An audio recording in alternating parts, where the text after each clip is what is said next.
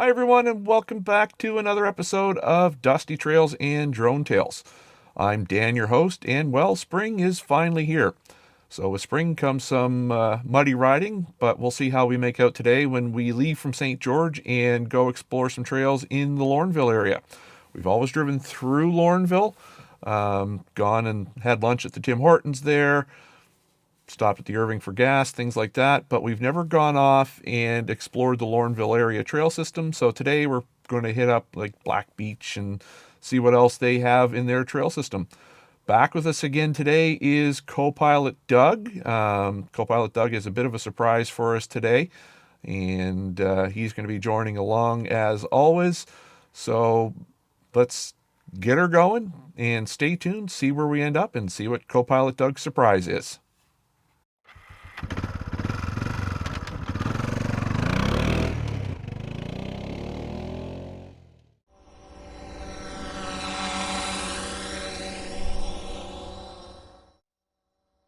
All right, everybody. So I said Copilot Doug is back with us today, and that Copilot Doug has a surprise for us. So here we go. Here is Copilot Doug's surprise. Can I still be called Copilot Doug? Wouldn't I be pilot of my own vehicle? Well, maybe we'll make you other driver Doug? Whatever works. Okay. The moniker, co-pilot, co-in-line, whatever. Exactly. Co-captain, co-leader. So what are we looking at, Doug? This is a 2021 CF Moto Z-Force 950 Sport. For the price point, it was used, yes, but for the price point of the product compared to any other similar models with the same features, this was vastly less expensive. Plus, I could get extended warranty on it, so I've got something like 4 years titanium warranty. Ooh, sounds fancy. Well, it better be. I almost exercised it, but CF Moto covered it under warranty. I had a bearing in the rear left side go bad, and it took out the calipers. So they replaced that and the calipers and pads on both sides under warranty. So I didn't have to exercise the extended warranty. Nice, nice. So what did you have before you got this one? I had a four-wheeler ATV, a Can-Am Outlander 650 XMR that was killing the arthritic knuckles. Oh. Shouldn't have to take two and leave to go for a ride. No. So decided to get permission from the boss to upgrade. There you go.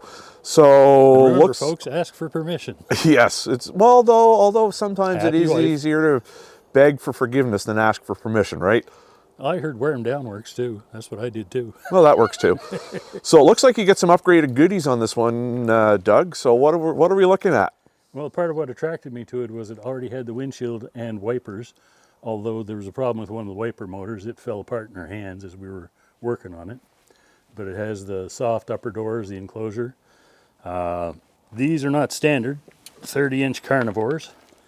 And I think they ship with 27s. And I can't speak to the fact whether they'd put spacers or a clutch kit in, but it seems to work fine. Externally, we added the mirrors because the mirrors that came with it were busted.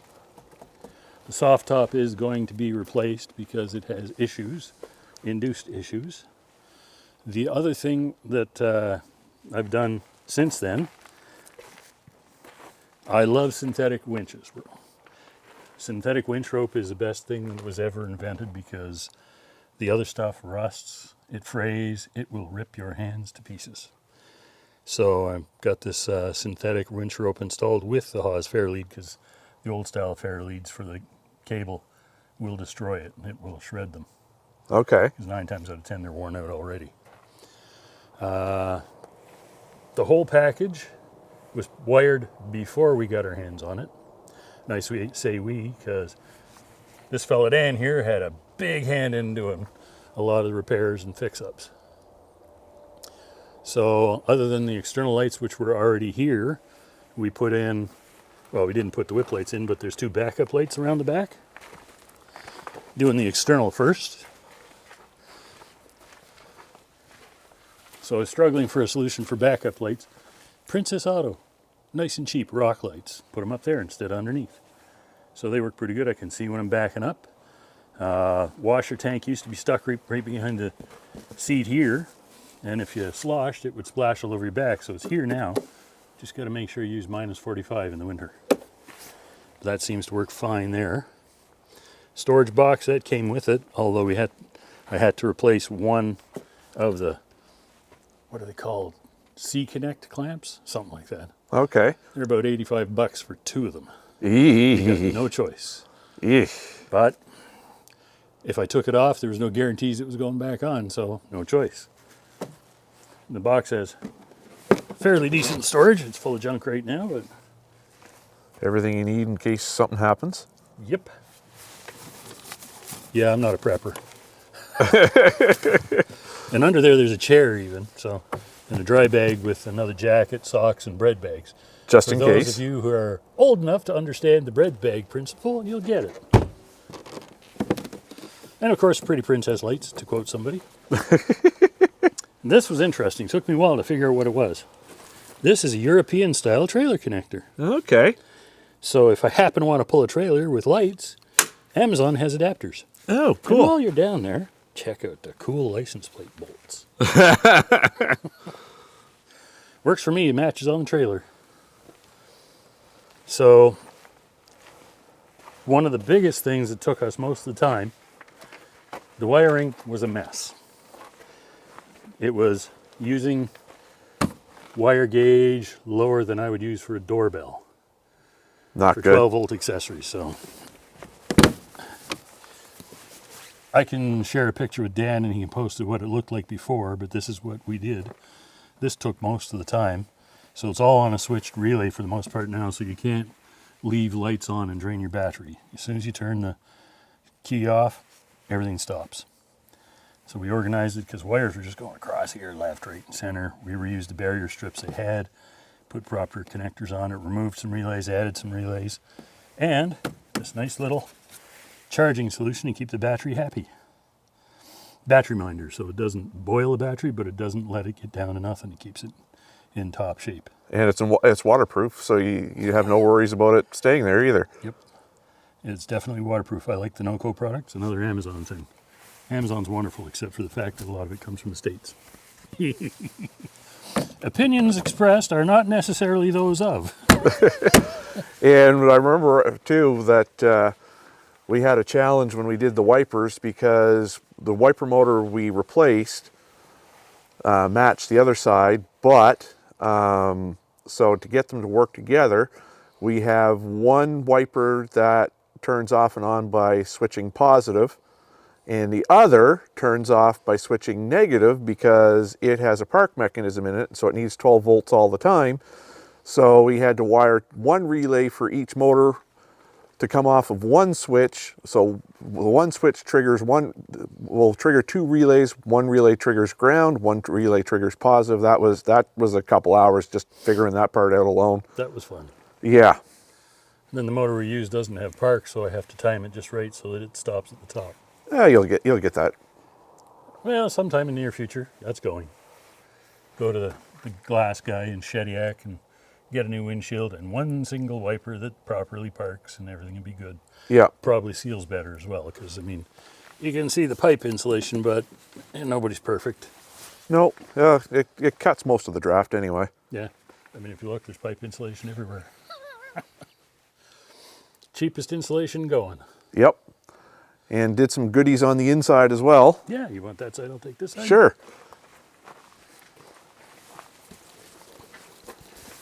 So I've been shopping at Kemimoto for Christmas presents. I got the console bag, which works really well. It uses 2 existing bolts up here. And for this one, I had to drill 2 holes down here and put the grommets in. No big deal.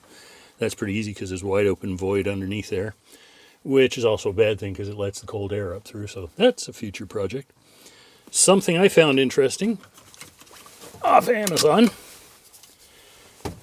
This thing has a problem when you're sitting on a bit of a hill.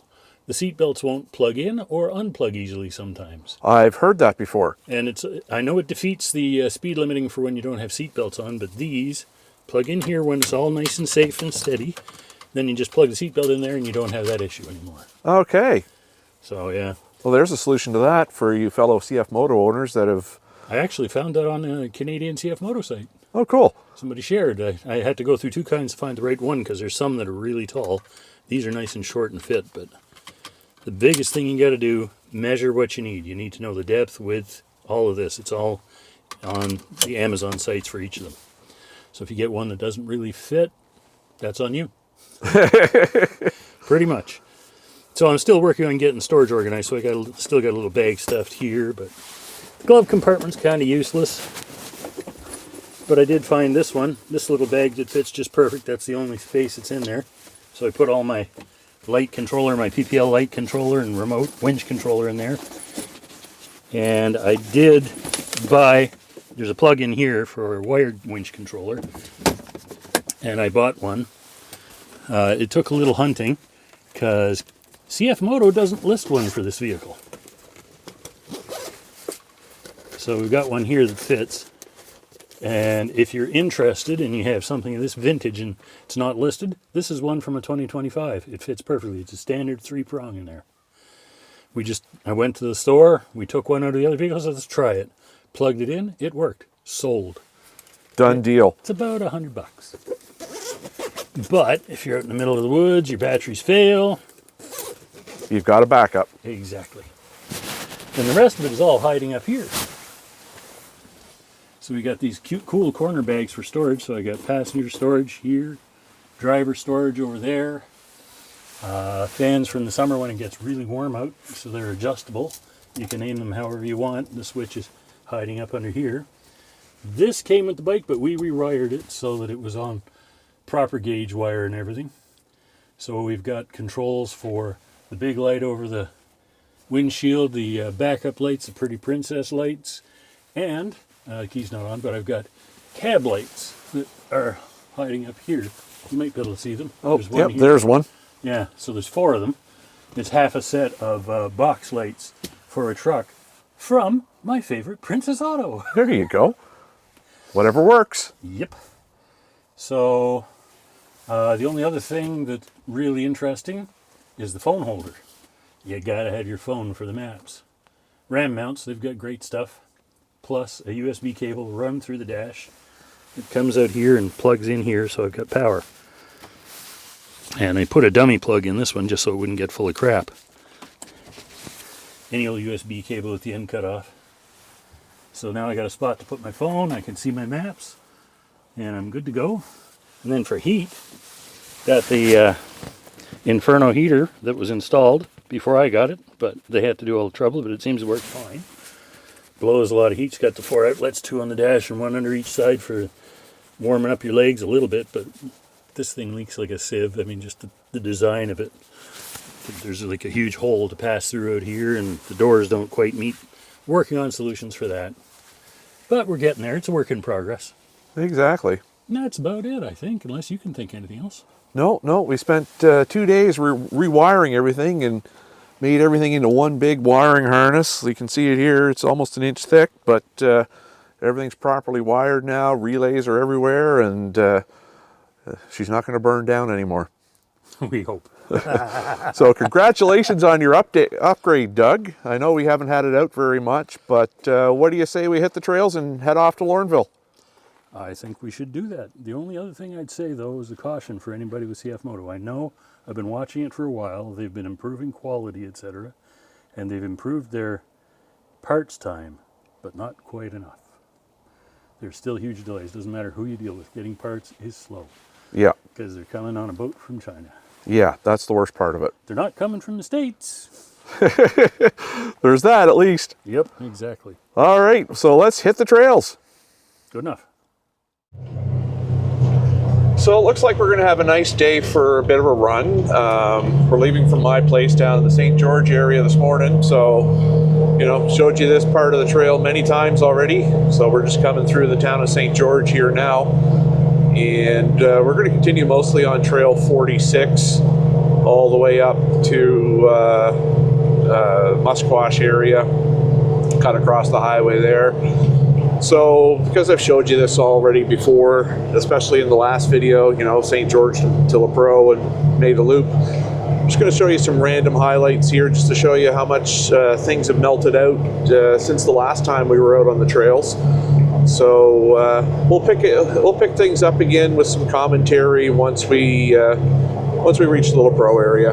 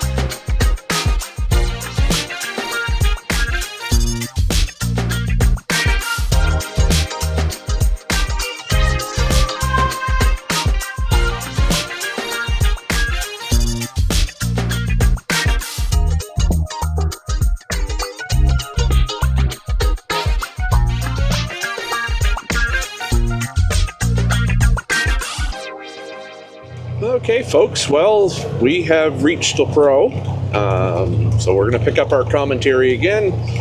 Looks like another group of machines out for the day. Great day to do it. I will say that so far the trails have been in very good shape and have survived the winter very well so far.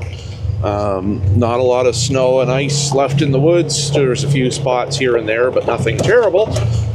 So, yeah, we're going to continue on here through La Pro and head up towards Musquash and then eventually across through Prince of Wales and then hit the Lorneville trails. So probably going to pop in here in La Pro for a bite of lunch. It's coming on noon now. So the Irving and La Pro here has a pizza shack there. And if I remember right, they sell pizzas by the slice. So we're going to go in and check it out. Okay, so we're going to pull in here to the La Pro Irving, grab a bite to eat, and carry on our way after that. So, yeah, Pizza Shack is here, pizzas by the slice. I've been here before, and if they've got slices on, it's a pretty good deal. Okay, so that was our little stop at the La Pro Irving. So there is a little trail here that I saw some other bikes go down, presumably to take us back to Trail 46 instead of running up the road. Did get a slice. They had lots of pizza slices available. There was a few other bikes here as well. Pizza was very good. Highly recommended if you're in the area and, you know, want some pizza or grab a quick bite for lunch. They had other things there too, like sandwiches and all your standard convenience store fare. They had hot dogs and taquitos and all that stuff. So, you know, if you need gas and a bite to eat, the La Pro Irving is a good place to go, especially if you're just staying down this way and not going all the way up to Laurenville. But we were passing by and Belly was saying, yep, feed me. So that we did. So now we're just coming down this little side trail along the pavement here, and we're going to link up on Trail 46. Now there is a little shortcut that I'm going to show you. Anybody who's done the St. John to St. George run will know that, you know, you mostly stay on Trail 46 after Musquash to get there. But there is a little shortcut that I did find not too long ago that it's pretty decent, and it saves you some backtracking and going through the tunnel on Wetmore Creek Road. So when we get to that spot, I will show you where you can go and what the new path is, just hopefully save you a little bit of time if you're in a little bit of a hurry.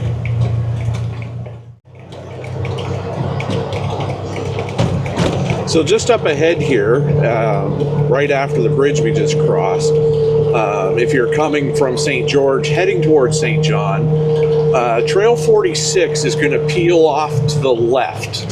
And just up ahead here, there should be a sign for Trail 46. Almost there. Yes, right up here there's a blue signpost. And Trail 46 peels off to the left. Now, if you remember and are a frequent watcher of the channel, you'll remember in the video around this time last year, it was called Last Minute Run, Musquash to St. George. We ended up on a paved section and an old bridge that was all paved and whatnot. And I did pose the question, what is this?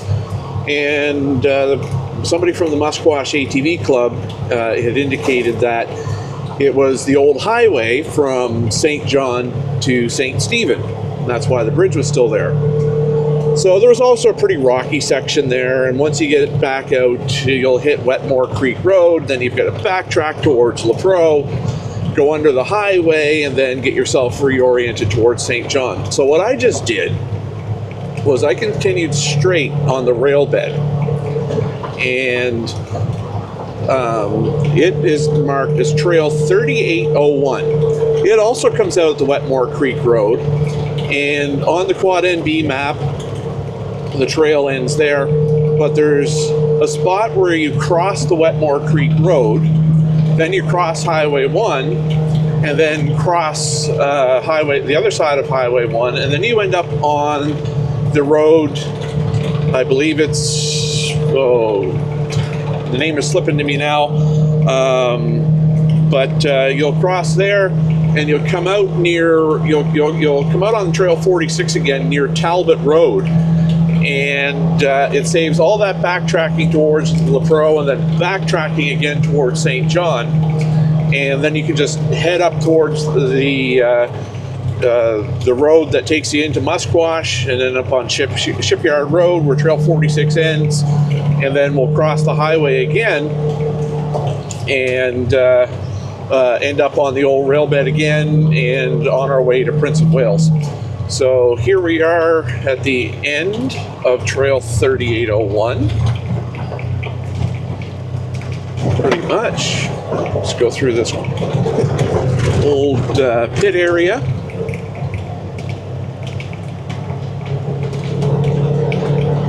And just up ahead here, we're going to cross Wetmore Creek Road again.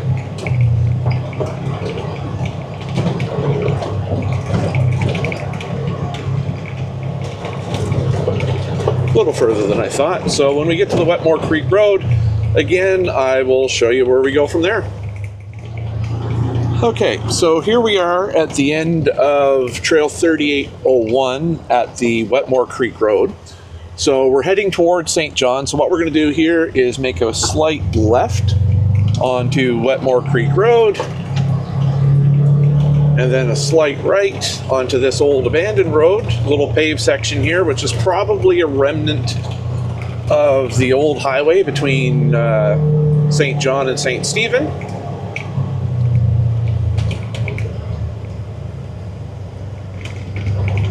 And then we'll come up to Highway 1 here.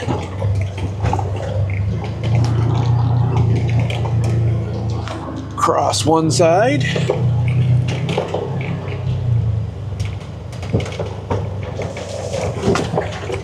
And stop and wait for cars to go by. Driver number 2, Doug, is still behind us and checked in with him when we stopped for lunch. His bike is working great now that his wheel bearing and brakes are fixed. So that was a bit of an experience when that happened. We thought for sure the differential blew out because it was just a cracking and popping and binding, and all the whole time it was the wheel bearing that took out the brake caliper and was causing all of that. So fortunately it wasn't a rear differential that was the issue. So we've got 4 more cars here.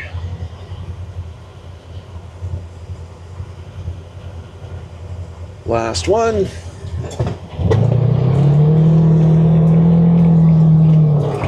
Across the other side of Highway 1.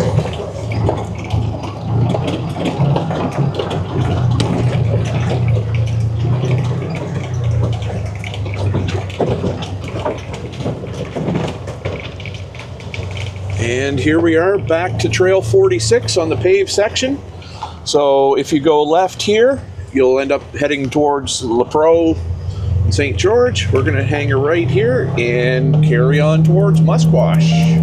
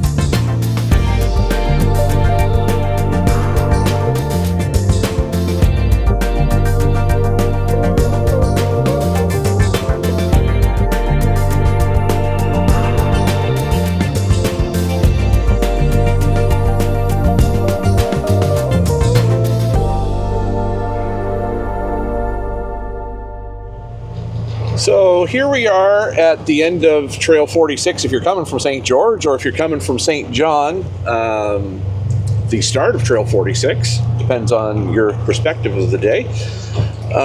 This is the Musquash ATV Club trailhead,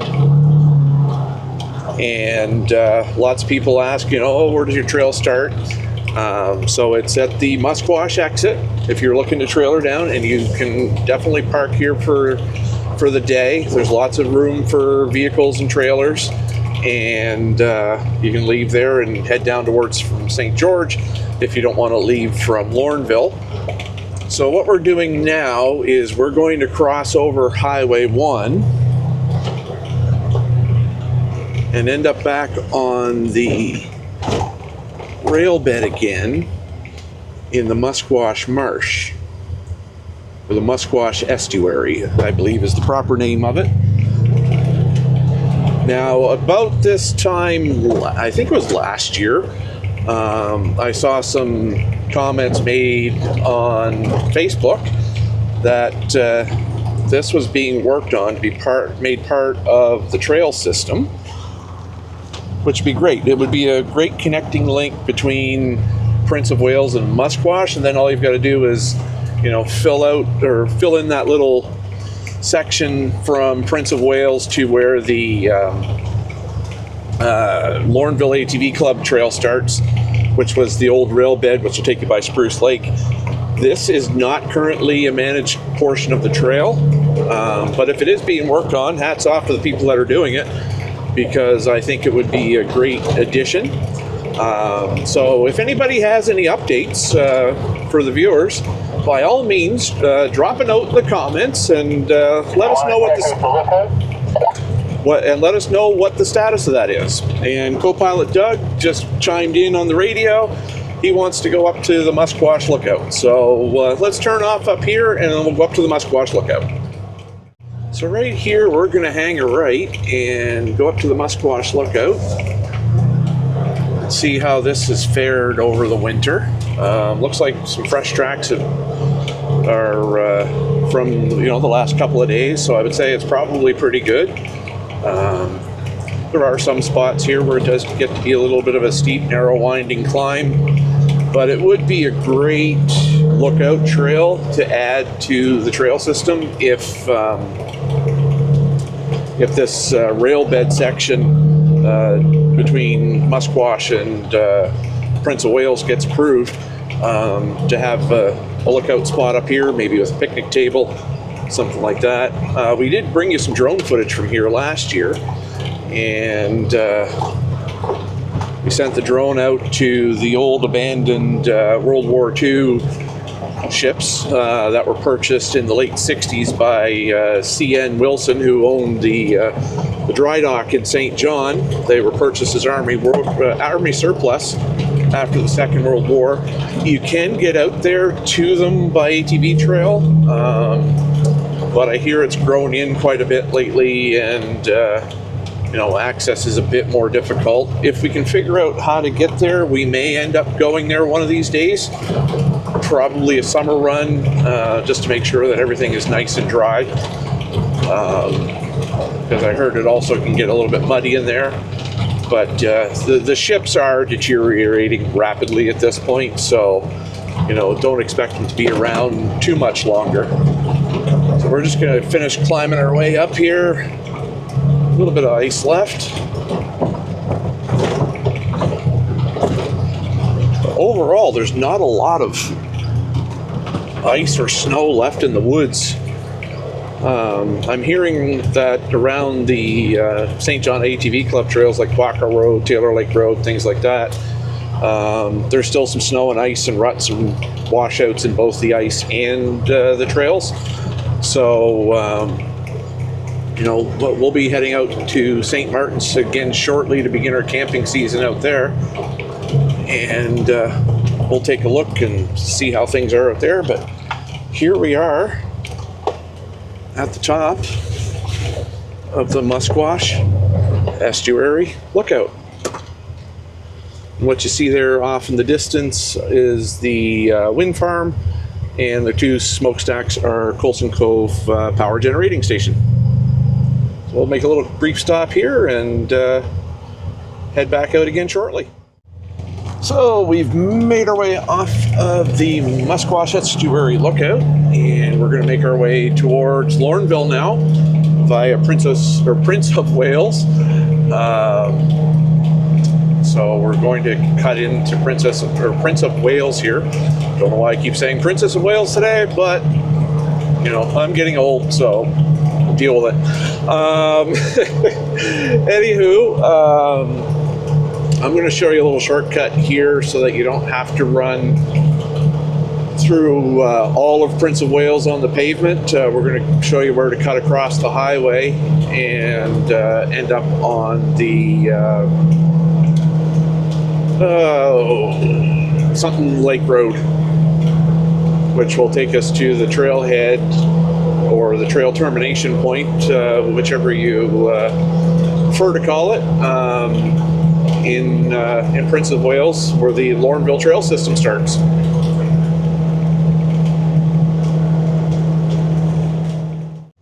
So we're on the main road through Prince of Wales, and we're going to shortcut here across the highway on Beatty Lane.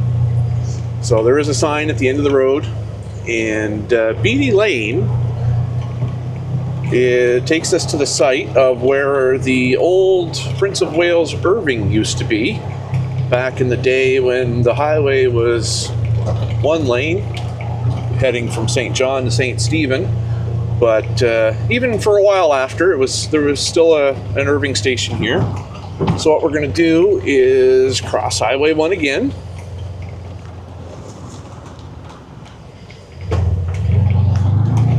No cars that way. couple of cars coming the other way.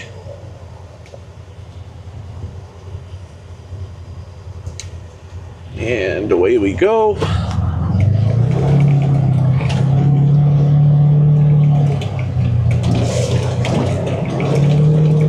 And up and over the hump.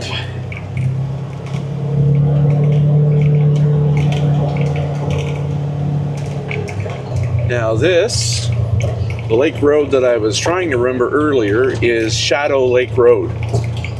So we're going to turn right here, and that's going to take us to the parking lot for the the Laurenville ATV Club. But you can also turn left on the Shadow Lake Road and continue on and follow the pipeline, the natural gas pipeline, things like that. And you can still get to Musquash that way. Jeff, our friend from a previous video, he took me through that way last year. It is a bit rocky and rough, but all in all, very passable. Nothing worse than anything that we've been on before.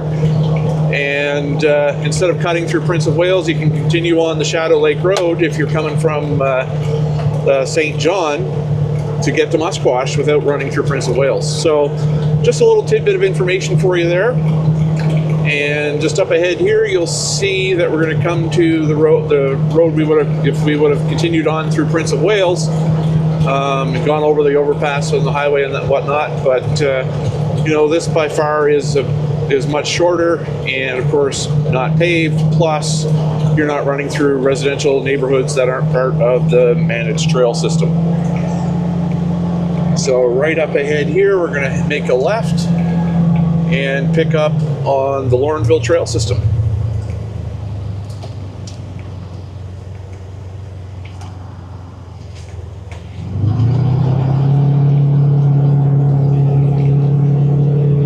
Well, it looks like 3 other machines have dropped off here this morning, so lots of parking here as well.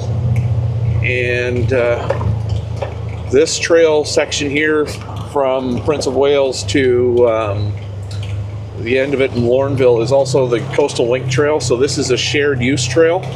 So it's also open to bicycles, pedestrian traffic, and things like that. And this is marked on Quad NB as Trail 5703. And because it is a shared use trail, we've got a maximum speed limit here of 30 kilometers an hour. So we're going to carry on this for a bit, and then we'll end up cutting across the highway again and really beginning our deep dive today into Laurenville's trail system. And it looks like we've got some ice remnants left here, but really things have melted fairly well given the amount of snow and ice we've had this winter. So and the trails are very firm today. Not really running into any super soupy spots, which is always refreshing to see. You'll see here that there's a sign to go up to Grand Bay. One of these days we will go up there. I haven't been up that way yet. I think it's called the Queen's Trail. Not really 100% sure, but I think I've heard it referred to as that before. I heard it's also pretty rocky and probably best traveled in the winter, but maybe one of these days we will go and do some exploring up that way in the winter. But if somebody could, kind of tell us what that trail is and where it goes in the comments, we'll definitely consider that for a future run, and hopefully it'll all go well and we don't get lost, because I don't think that is a managed section of trail either. But there are trails up in the Grand Bay area and continue on. I believe you can go all the way up to like CFB Gagetown and whatnot through there as well. So if somebody would clarify that for us in the comments, or send us an email at dustytrailsandDroneTales, all spelled out, all one word, at gmail.com with some details on where we can go from here, it would be greatly appreciated, and we'll definitely consider that for a future run.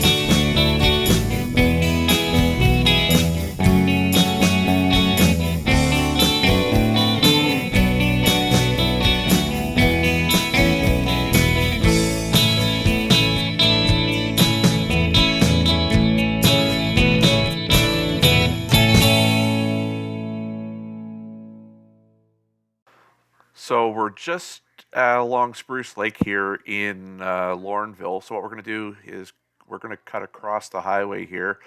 It looks like some ATVs have already crossed, and we're going to try and pick up Trail 5700 on the other side. Worst case scenario is if we can't pick it up on the other side of the gate here, we're just going to have to turn around and go back. So we'll wait for the traffic, and here we go. Cross one side, and then cross the other. There we go. Let's see what happens. It looks like there's a trail around the gate. Yes, indeed.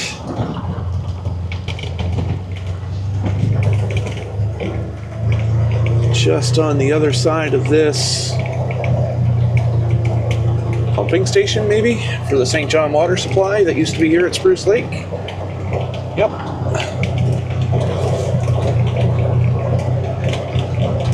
We're going to continue straight here on 5700. Just saw the sign for the trail.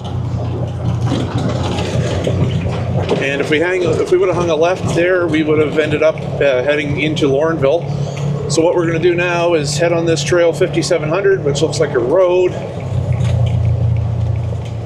The truck on it.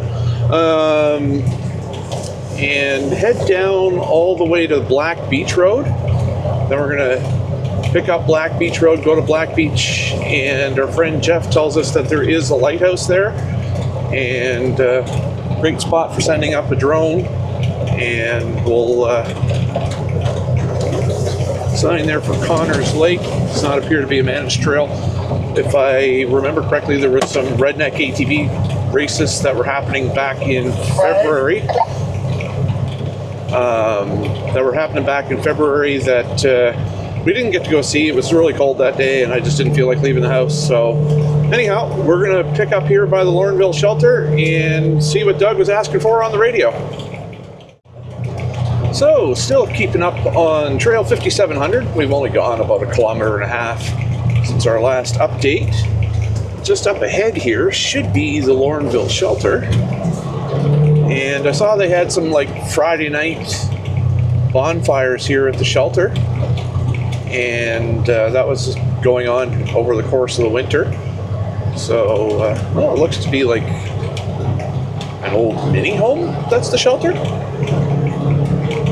Anywho's, we're going to go in and check it out. We've never been here before. Looks like there's a picnic area right here. And here we are at the shelter. Lorneville Trail Riders. Might be an old construction trailer that's had some bigger windows added into it, but yeah, let's go inside. Looks like there's a dirt bike here, and we'll take you around and show you a little tour. So here we are at the Laurenville shelter, and there's a nice little picnic area and gazebo. Be a good spot for a band to go up there and do a little bit of a jam session. Quite a few sponsors on their sponsor board, which is good to see. Doug's made it as well. And looks like the one dirt bike here is having a party of one, perhaps. Either that or the shelter has a sound system. One of the two.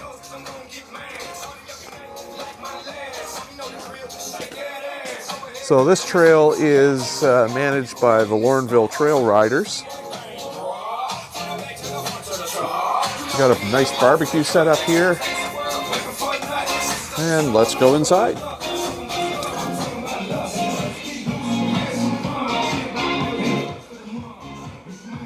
And got a fairly decent shelter going on here. How's it going? Good, how are you? Good, good. So that was the Laurenville shelter. Really nice setup. The bandstand, we met some local club members here. They just built that 6 months ago because they ran out of room on their sponsor board sign. So this summer they plan to have live music here, things like that. There's somebody that had a 50th birthday party here as well. It was like 200 people here, and got some lowdown on the trails around here. Pretty much all the trails are like this, but they do have some other stuff with some mud and other more technical things.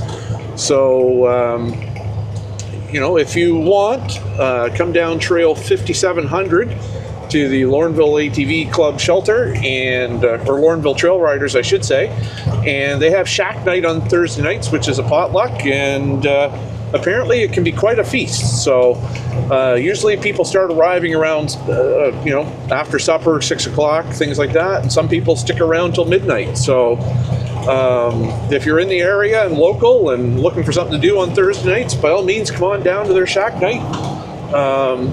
We've got an invitation to come down sometime, and we may just take them up on that.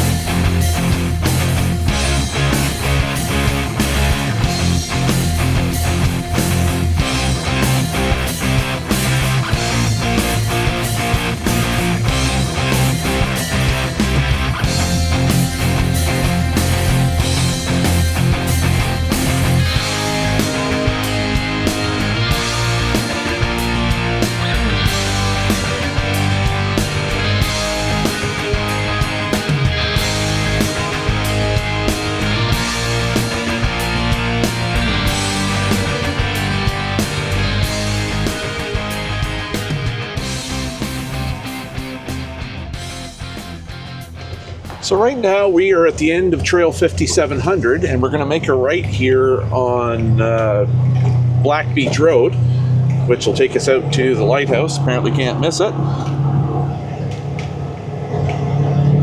I think. We did get some lowdown. I might have had to continue on straight, I'm not really sure, but they did say go down past the tank farm for Colson Cove and hang a right, and you can't miss the lighthouse. So we're just passing by Colson Cove NB Power Generating Station and carrying on down to Black Beach. And like I say, we're going to come to a gate. They say go around it. You can't miss the lighthouse. So off we go.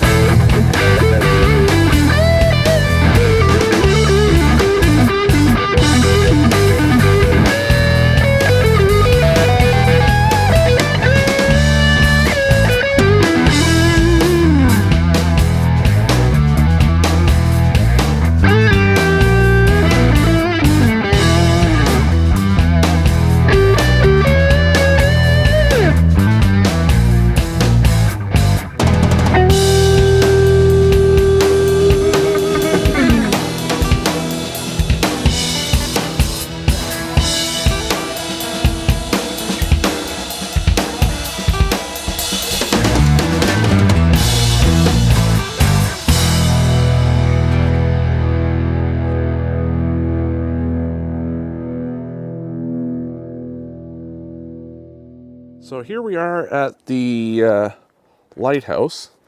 This is all part of the Musquash Estuary Nature Preserve, and the lighthouse has been restored.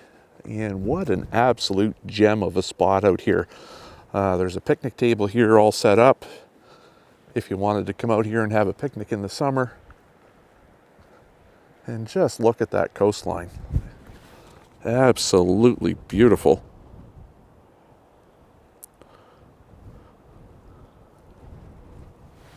Just take a look around and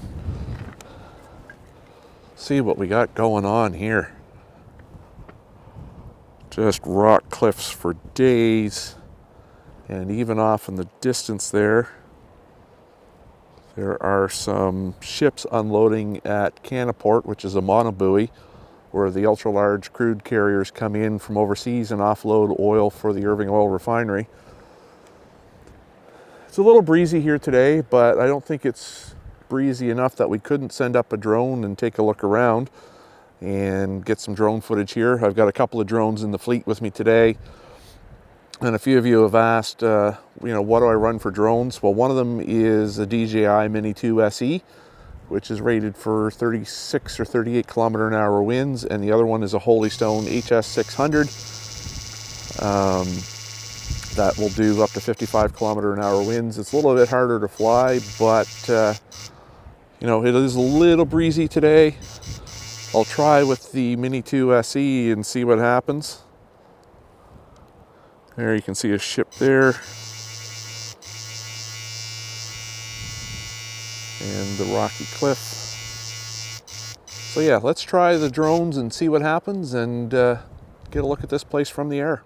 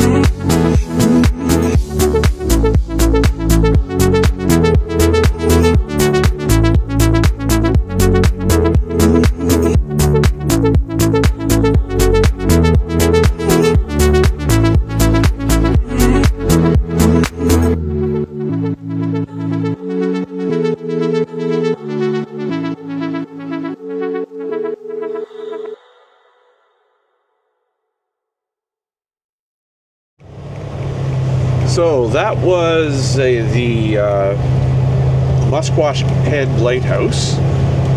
down on Lighthouse Road here. So what we're going to do now is we're going to head back from the way we came. Only one way in, one way out, of course. And then before we go and explore some more of the Lorneville Trail system, managed trails, what we're going to do is we saw a sign before we came down to the lighthouse, and we're going to go down to Black Beach and check that out and see what that's all about. And this was an absolute gem of a spot. I could see myself and my wife coming here. There's a picnic table there set up, coming here with a propane stove and frying up some hot dogs and having a nice lunch on the water with the dogs. So, if you can get down here, definitely check it out. There's also hiking trails in the area if you're so inclined as well. We saw a few hikers out here. So, like I say, great spot to come. It would be really nice in the summertime when it's a little bit warmer. There was a bit of a chilly breeze coming off the Bay of Fundy, but all in all, for the first week of April, it's not too bad. So we'll meet up again with you guys once we get going down to Black Beach.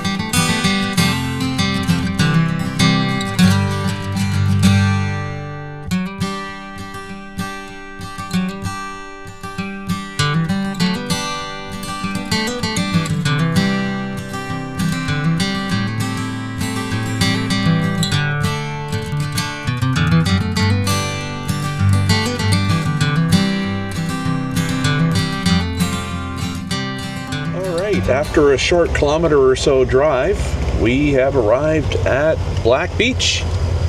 So we're going to get out and take a look around and see what this area has to offer as well. Looks like another great summertime spot to come and relax.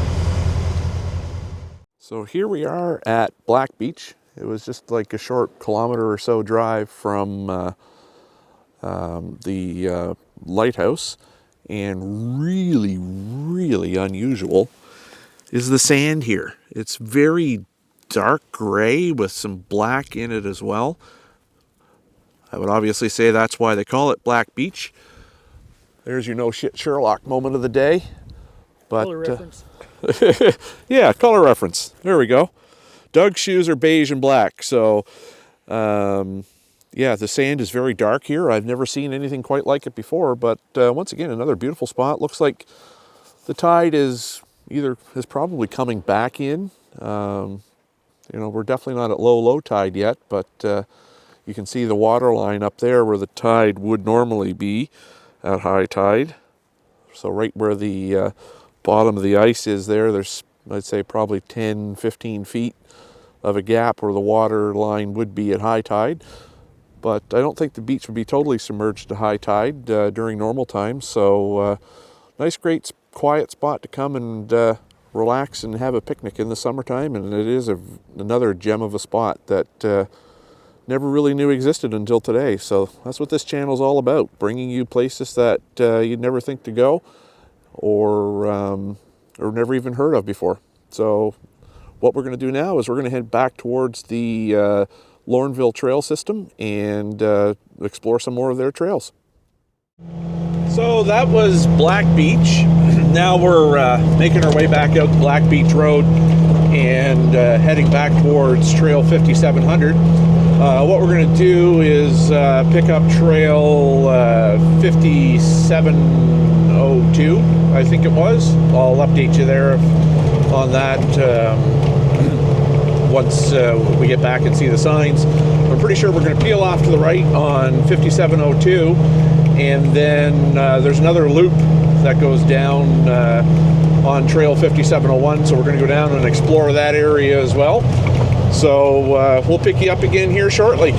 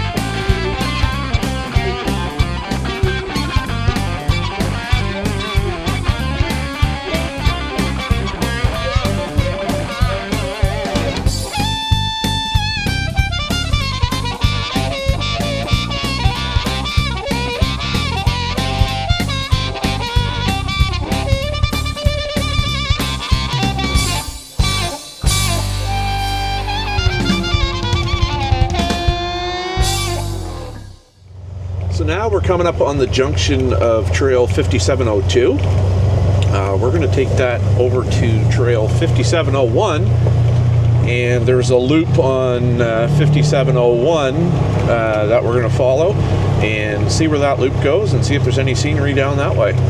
Looks like we got a little bit of slop here, maybe a lot of slop. Looks like a fairly new trail. Oh boy. Okay, let's go through this.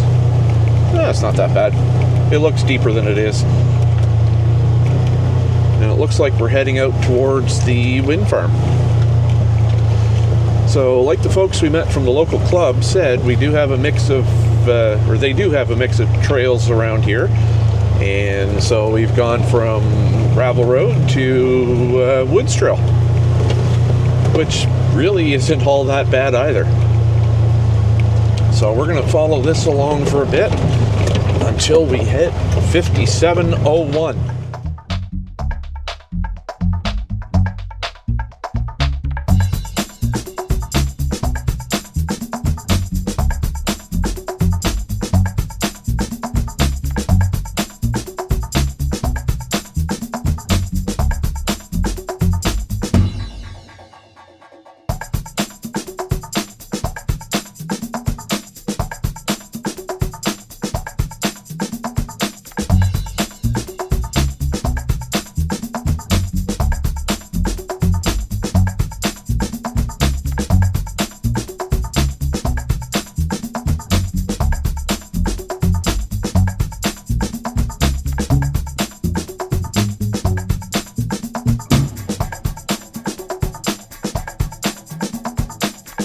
So 5702 continues on straight ahead out towards the wind farm. We may head out that way on our way back to see how close we can get to the wind farm. But right now we're going to head right here on 5701. A left will take us back to the shelter. And this looks like a paved road, actually. Huh.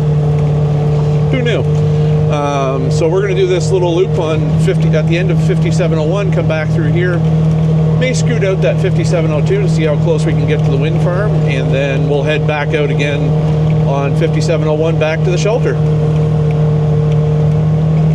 Wow, we're really close to some windmills here though. I would say this road here is probably what they brought windmills in on. And man, if you haven't seen one of these things up close, they are fucking massive. Wouldn't want to be underneath one of those blades if they snap off.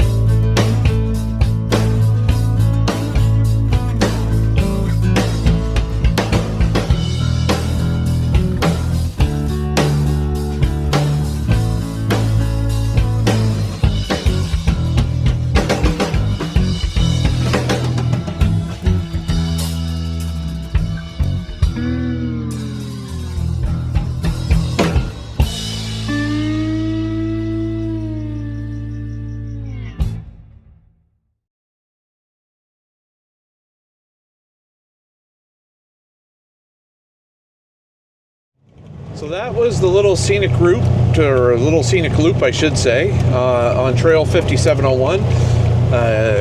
There was quite a few little stops there along the Bay of Fundy coast on some of the cliffs that had picnic tables set up and whatnot that you could stop and have a picnic lunch at.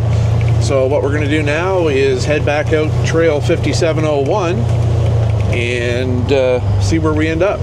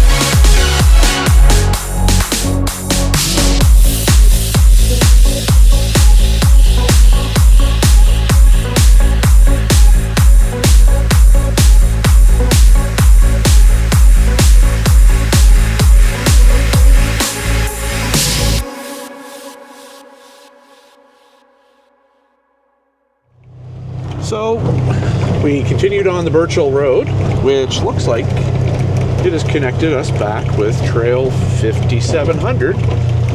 So when we first crossed the highway to head back towards the shelter, 5700 was the trail we took to get there. So we're going to go up and over this hill and see where Trail 5700 leads off to, I think.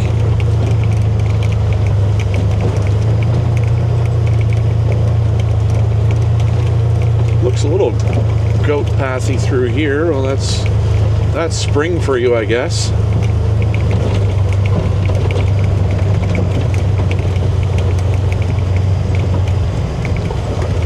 Actually, according to the map, we are off the 5700. So either way, let's go up and over this hill and see where we end up. I drive by it all the time on the highway heading into the city, so and I see bikes going through. So let's see what things look like up at the top of the hill.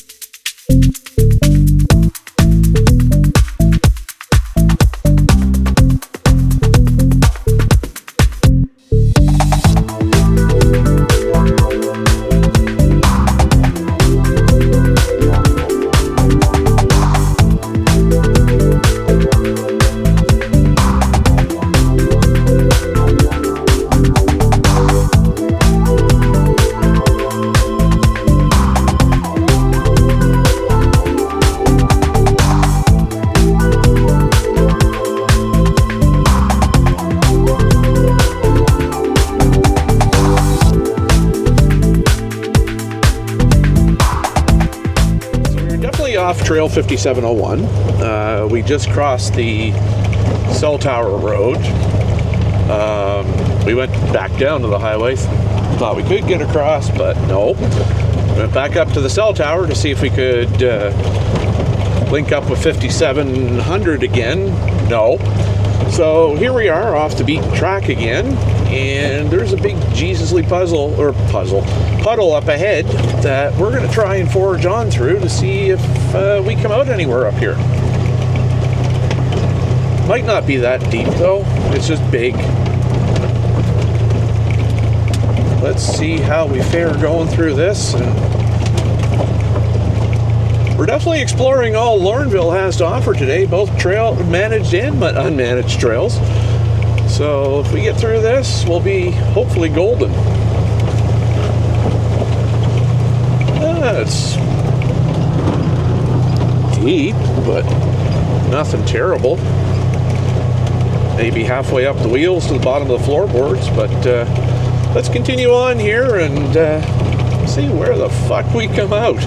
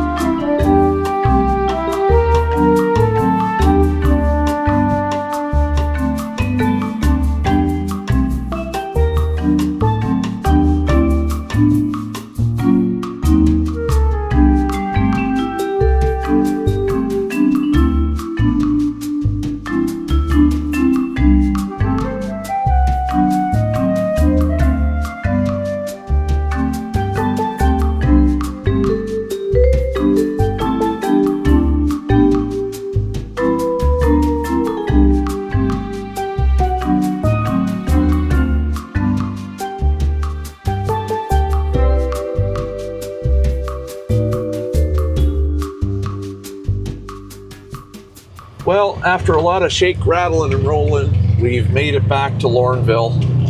And so we're going to pull in here into the Irving and top up on some fuel. And probably grab a snack at the same time. So, yeah, that was a lot of shake, rattling, and rolling. Definitely off the beaten path. Not impassable. Not my favorite trail of the day, but all in all, we still made it, and it just adds to the adventure. Let's just say that. So, gas up time, pee break time, and let's call it exploring Lorneville done. We're going to make our way back towards St. George after this, and we're going to go our typical route to St. George. So we've left the Lorneville Irving, and that's pretty much going to wrap up our riding in the Lorneville area today. So we explored trails 5700, 5701, 5702, and now we are on 5703, headed back towards St. George. Gas tanks are topped up, snacks are in the belly. So all in all, a pretty uneventful day on the trails. Trails are in fantastic shape, given the time of year that it is. So we're going to bring you some random highlights on the drive back home to St. George, and then wrap things up once we get there. So stay tuned, and we're almost there, folks.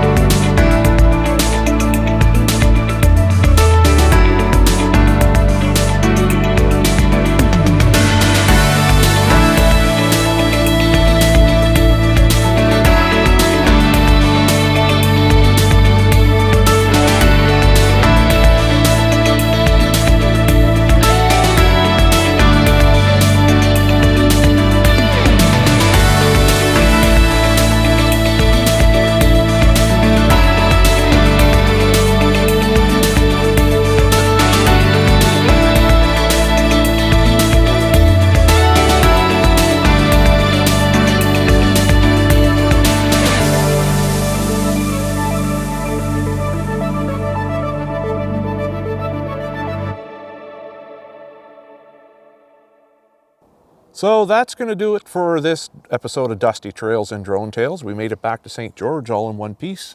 Doug's machine survived another day. So what did you think of the trails today? Actually pretty good. There was hardly any mud. A few chunks of ice. Yeah, nothing terrible though for the first week of April. No, and somebody used about a case of flagging tape to make sure we knew where the ice was. Yep, that's for sure. And so how does it feel to be back in the driver's seat after a long parts delay getting this thing back on the road? Well, it's not 100% done yet, but it feels better to have it here. Oh, for sure. So it's good to get out again. Making payments on something in the driveway is better than making payments on something that's not even there. Yeah. It was at the dealer for a long time. So yeah, so we got out, we left here from St. George this morning. We ran up to Laurenville, explored most of their trail system there, and like the folks at the shelter said, you know, we've got a little bit of mix of trails for everybody, and sure enough, they've got some great gravel roads, they got some paved roads, and they've even got some technical stuff going on up there. So definitely well worth the trip to the Lorneville area and checking out their trails. The Musquash Head Lighthouse was great, beautiful scenic spot. Black Beach was awesome as well. Great scenery there, great places to go back in the summer and possibly have a picnic lunch or something like that. So I think I'll be back. What about you? Even the people at the shelter, everybody we met was friendly as hell. Yeah. Oh, yeah. Explore more trails. Yep, and then they've got their shack nights on Thursday nights. People people arrive there for a potluck, usually starting around 6 o'clock, so that's pretty good. Good to see some club activity going on there. And they were saying shack night usually turns into plan for Saturday. Yep, and we did see a lot of machines out today. Yeah. Quite a few clusters of them, which is good. Handed out some Dusty Trails and Drone Tails stickers, so if you do see us on the trails, you know, flag us down, stop us. I've always got stickers with me, and definitely more than willing to get them out there and into your hands and promote the channel. So we did record today's ride, so if you do want a GPX file of our run, mistakes and all, well, the mistakes weren't that bad. Didn't think we made any today. No, there's one spot I thought I was on trail 5700 and we were on the goat path, but that wasn't too bad at all. A little bit technical, but we survived it. So if you would like a GPX copy of today's run, email us at dustytrailsanddronetails@gmail.com, and I will reply in kind with a GPX file for you. Shout out to the DPS trail cop being so friendly and nice, even though he's checking registrations and stickers. Yes, we did get checked for registrations and trail passes and all that stuff and insurance. It was a quick 2-minute stop. Both passed our checks and we're all good. So sounds like bribery passed our checks. Yeah. Could have handed them a couple of Dusty Trails and Drone Tail stickers, I guess, for bribes. But either way, we're all legal, so that's all good there. So on that note, we're going to wrap this one up. You know, we had a great day today. The trails are great considering it's the first week of April. We even had some dust in some spots. So, you know, until the next time, may your drone stay airborne and your trails be dusty, even the first week of April. And keep everything rubber side down. And while you're here, don't forget to subscribe to the channel. Hit the like button if you like this video. And feel free to check out some of our other videos at Dusty Trails and Drone Tails on YouTube. So until the next time, folks, have a great day. Keep it rubber side down, and we'll see you again.